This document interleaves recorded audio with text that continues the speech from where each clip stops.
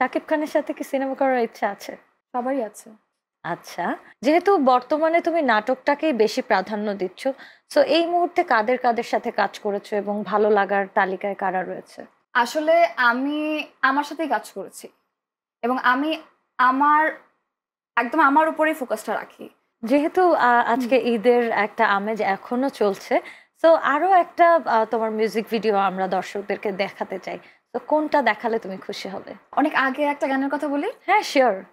আ অনেক আগে আমার তখন বয়স অনেক কম ছিল এবং আমি তখন ওই ১.৫ বছরের মধ্যে যে কাজগুলো করছিলাম সৌমিত্র ইমন দাদার ডিরেকশনে আম কিছু, কিছু কথা বাই আসিফ অ্যান্ড কণা।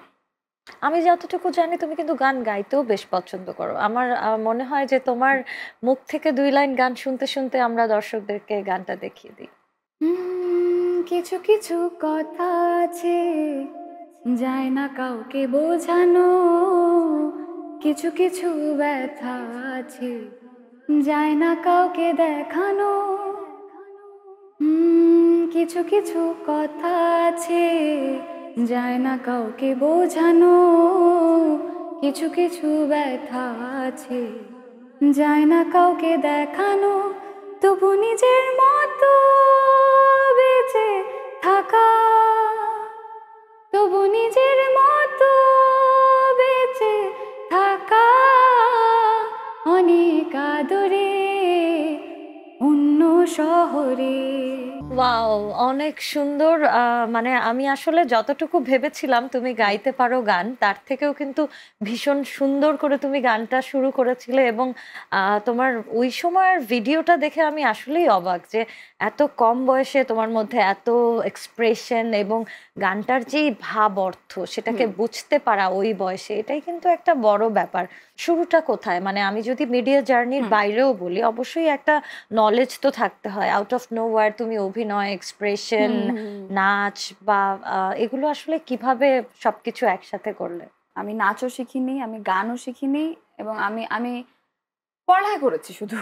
সেটা এগুলো কোনো কিছু নিয়েই না। একদম বাংলা, ইংলিশ এই টাইপের পড়ালেখা।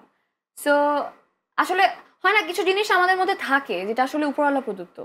তো আমার কাছে মনে হয় আমার মধ্যে যে এক্সপ্রেশন বলো, আমার যে অভিনয় দক্ষতা বলো বা আমার দক্ষতা তো কাজ করতে, করতে হয়। বাট তবুও ভেতরে যে নলেজটা থাকার সেটা আসলে আল্লাহ প্রদত্ত। মানে আল্লাহ হয়তো চাইতো যে আমি আসলে এখানে থাকি, এই পজিশনে থাকি, এই সম্মানটা কুড়োই কিংবা মানুষকে ভালোবাসা দেই, ভালোবাসা পাই। সো অ সেজন্যই হয়তোবা আজকে আমি এখানে।